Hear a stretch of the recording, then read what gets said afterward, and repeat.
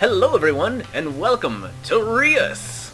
I think that's how you say the name, right? Reus. I'll say Reus. Yeah, that sounds more fun. Anyway, so this is a game that I came across. It was recently released, as of this recording, like sometime in May. I forget exactly when, like May 18th or some bullshit. But it is a simulation god game, kind of. And I've really only played the tutorial so far, but it seems like a lot of fun. It's an interesting little time waster, I think. So if you go in, when you first start playing, you have to do the beginning, and it goes through like 3 different eras, and those are the tutorials. And then you move on to era, which, you know, basically the whole point of this game is we are planet Earth, and we have 4 agents at our disposal. They are 4 giants, 4 elemental giants. Rock, forest, I think, ocean, and swamp. But, you know, whatever. So it's era, free play, and then you can play in increments of 30, 60, or 120 minutes, but we have to unlock the higher levels. So let's actually go ahead and get into a 30-minute game. Alright, so a new era begins, and we've only done 3 achievements so far, and those are to complete the first 3 tutorials, but there are, there's a bunch of achievements, and the more you do, the more things get unlocked in the game, apparently. But, so, these are our giants, as you can see. Let me just pause this real quick so I can kind of explain what's going on. So these are our 4 giants. These 3 are hugging up on each other for some reason. But they are the water giant, the forest giant, the stone giant, this guy, and then the swamp giant. And they're very stylized. Like, this guy's obviously stone. The water giant is a crab. Let's actually move him over here. Let's spread these guys out a little bit so you can see them. You see the forest giant looks like a big tree, the water giant's a big crab, the swamp giant's a big goopy mess, the stone giant's a bunch of mountains, he's got clouds around him. So they're very stylized. You can kind of tell immediately what they're supposed to be able to do. They start off with abilities like raise forest, create ocean, raise mountain, and create swamp. Now, when you start off, this is us. We are planet Earth, or the world, or whatever this is, and we have been slumbering for generations. And when we awake, our surface is a barren wasteland. Everything is uninhabited. It's uninhabitable. But there's somehow humans still roaming around, which that makes total sense, I guess. And what we have to do is we have to make our surface habitable for people. Now, we can completely terraform the world any way we want, like pretty much any way we choose to do it. We can put down anything we want. You raise mountains to make deserts. You make oceans so that there's places for your swamps and your forests to thrive. So on and so forth. Once we create an area that's habitable, the humans will settle a village, and then we have to put down improvements to make the village better. And then the humans grow, and we kind of have to, we basically indirectly try to guide their development as a civilization. Humans can become too greedy, but we'll get into all that in a minute. So the first thing we're going to do is I'm actually going to go ahead and raise a mountain right here.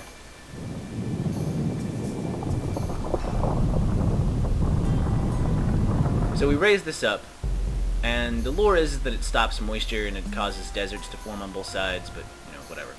Alright, so now we have deserts. We have a desert out here on both sides of this mountain that we can start putting things in.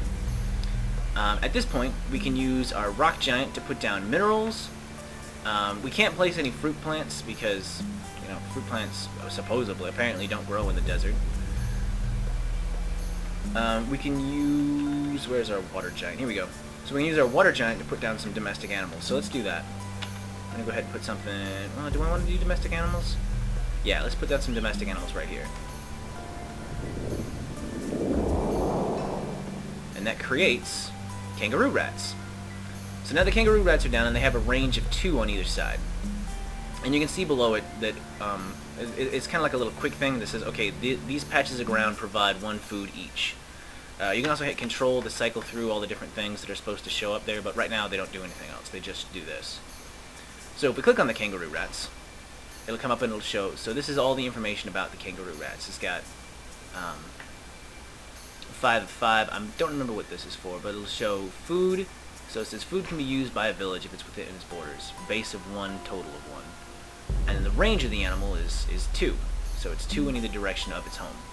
And then it has a symbiosis thing. So if we put other things near these guys, it will increase what they can do. So it says the symbiosis for this is burrower, and it's +2 food if a mineral is within animal range. So if we put a mineral in any of these 2 spots right here, then the food output of this guy will increase. And the way we do that is we get our rock giant and we go to his special ability, which is precious minerals or advanced minerals. And we're gonna go ahead and the different one. It's 2 different ones, and it's one does wealth, one does tech, which is it's something for the human villages to increase themselves with. Now, even though this says mineral here, like a precious mineral in the desert will be different from a precious mineral in, say, a forest or a swamp. So it kind of changes, like the terrain you're using your abilities on will kind of change what pops up. So like here, like a domestic animal in the desert comes up with a kangaroo rat, but a domestic animal in like the ocean is, I think, a mackerel. And domestic animals in forests and swamps are different as well. I think it's like chickens, and I don't know what it is in the swamp, but let's go ahead and put down some minerals actually, so I can show off the symbiosis. So we'll just have our big man move over here. Here comes a human nomad to set up a village. Hopefully I can get here and set down this mineral before. There we go. Well, I wasn't fast enough, but... So it says a desert village has settled. Desert villages often start projects that require wealth. The projects, we'll get into those in a minute. Try using precious minerals and exotic animals within the village borders. Press the red cross to not show this tip again. We'll do that. Alright. So, real quick, I guess we'll go ahead and talk about villages since one has just started. So very similar to the animals, the village has its base, which is much larger than the animals, obviously. It's 4 squares. 1, 2, 3, 4. And then it has a range, a starting range of 2. So these 2 squares are within the borders of the village. And you can kind of tell because it's got like these little watchtowers or barracks at the very end of their borders. So you can kind of tell at a glance without even clicking on it where the village goes. So when we click on the village, it's very similar to the animals. It comes up and has a thing. So it has food, wealth, and tech. And these are things that are essential for the village to grow and become bigger. Greed shows how greedy the village is. The more greedy the village is, the more likely it is to start wars with other villages and go and try to take their stuff. Obviously. Awe helps you keep greed in check. The strength of the village's army is how strong their attacking force is, and defense is obviously how strong they are against invading armies. It has no war markers because it's not attacking anything. It's not influenced by danger.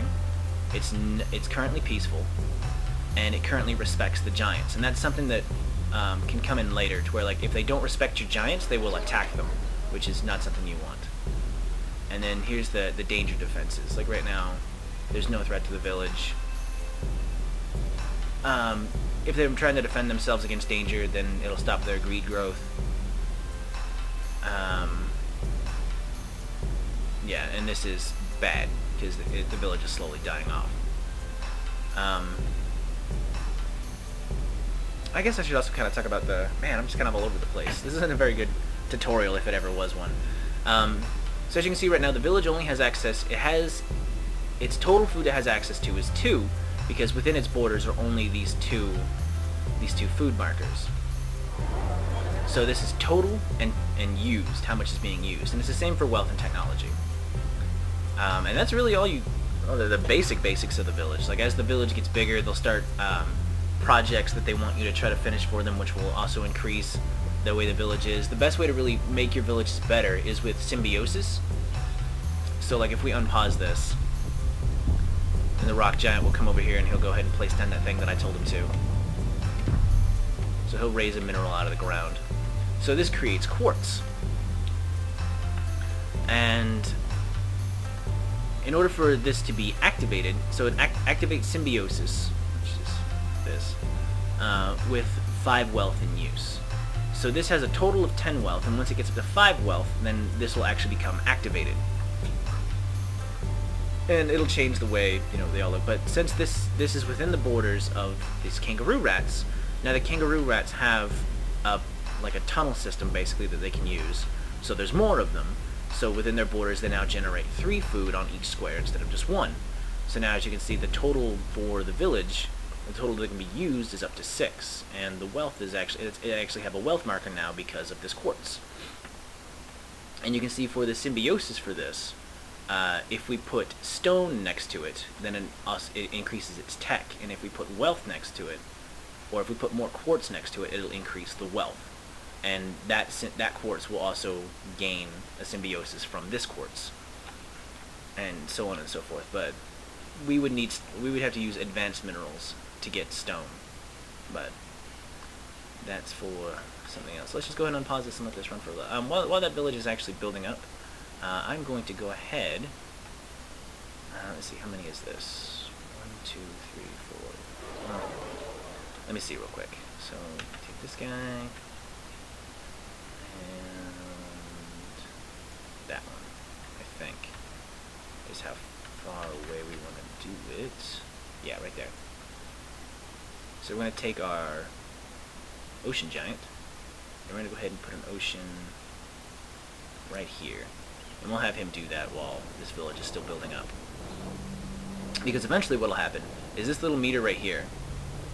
See, it says prosperity for a new nomad. Once the total prosperity of our world reaches 5, then a new nomad will pop up, and he'll start roaming the world looking for a place to settle. And you want to make sure that you have areas for new nomads to put down roots, because if you don't, then they could potentially settle close to other villages, and then they start fighting each other, and you don't want that.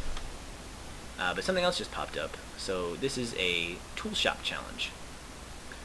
So they've started doing a project in this case, and from what I've seen in some of my test recordings and doing tutorials, the projects that they start doing are, I don't want to say they're random, but they appear to be random, because like no village I've seen, I don't know, it's weird. I don't really know how they choose to do which projects they do, but alright, so this pops up, and it's a project they want to finish, and in this case it's a tool shop. And then it has objectives that they need to get to in order to achieve those goals, so that they can get, you know, so they can finish it. And it has to have the total wealth in use has to be 15, which they can get up to 15, so we're perfectly fine on that front. But they also have to have 15 technology, which they have no technology at all in the village. So what we want to do is we kind of want to, if you don't know already, you kind of want to look through your giant's abilities to see who can add technology to an area. And we'll get into aspects in a minute. Those are a little bit more complicated. But right now, well, we can put some herbs down, but I don't know if herbs survive in the desert. But we know for sure that these minerals add tech. So we're actually going to go ahead and have our stone giant throw down some minerals. Alright, so a new nomad is roaming the planet looking for a place to settle a village. Make a nice place for it to settle with some natural resources. If you don't make a nice place, you know, basically what I just said. And you can always tell there's a nomad roaming because this little icon right here will be up.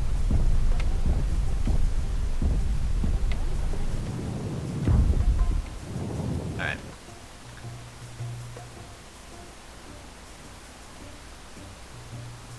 Oh, I guess the tool shop actually provides technology, so we didn't even need to put that stone down at all. So, oh well.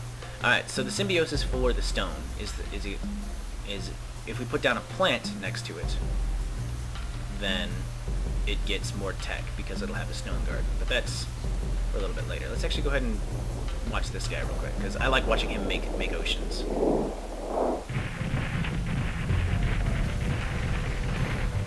So he just digs down and makes an ocean. Ta-da! Alright. So now what happens with the ocean is when you make an ocean, the area around it will... It's basically just big enough for a swamp or for a forest, but the area around it now starts to get rainfall because the ocean generates rain clouds and, you know, blah, blah, blah, blah. So now these areas around it are ripe to be settled. So we're actually going to go ahead and put down a forest right here and a swamp right here. And we'll have those guys do that.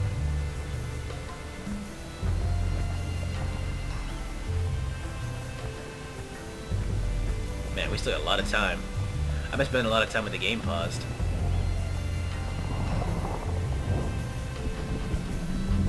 Alright. So that creates a forest. Alright, so now in the forest, let's go ahead and put down... I'm not really sure what that exclamation point means. It didn't really explain that in the tutorial. Like, I don't know why that pops up. But we'll actually go ahead and put down some plants right here. So we're going to put down a fruit plant. And in the forest, it creates blueberries. So as you can see, so Symbiosis, Grove. Plus 10 food if next to an apple tree, dandelion, or strawberry. And we can actually... Forest village is settled. Forest village is often settled. They have to start projects that require food. Try using fruit plants and domestic animals within borders. Okay. So, now seems like a pretty good time to go over aspects. Because we've already covered basic symbiosis. There's really no need to go over every single combination of symbiosis for all of, the peeps. But aspects allow you to increase, like when you click on a, we click on a regular spot, it doesn't have it, but if we click on the blueberries, it has an aspect thing. And I think it also has one over here for, yeah, it has one for the Kangaroo Rats as well. And the quartz. And basically all the minerals and stuff that you put down, or all of the squares that you put down that increase your village in some way will have an aspect slot. And I think...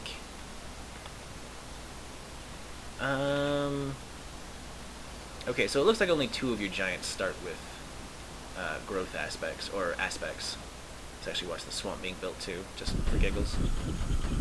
Yeah. Alright.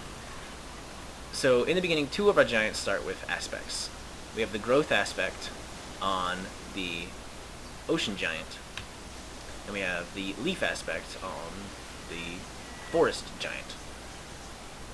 So if you mouse over them, it'll tell you what they do. So it upgrades a plant with the leaf aspect, adds technology and natura, or natura. And then it gives you percentages for the lesser or a potent aspect. So, but then if you go ahead and like all of your things have transmutations, things that they can turn into. So like the quartz can turn into topaz and salt, the stone can turn into salt and copper, the kangaroo rats can turn into goats or armadillos. Oh, as you can see, like, since these things are actually being used by the humans now, they have mines on them. They don't look like just raw materials. And you can see down here, like there's a guy mining, and there's little interesting things like that, I think, I really like. But anyway. So for the blueberries, you can see its symbiosis is a grove if next to an apple tree, dandelion, or strawberry. Well, one of its transmutations, well, its 2 transmutations are apple tree and strawberry. And you can see which aspect it requires to turn into each one. Well, we don't have access to a fruit aspect just yet, but we do have access to a leaf aspect.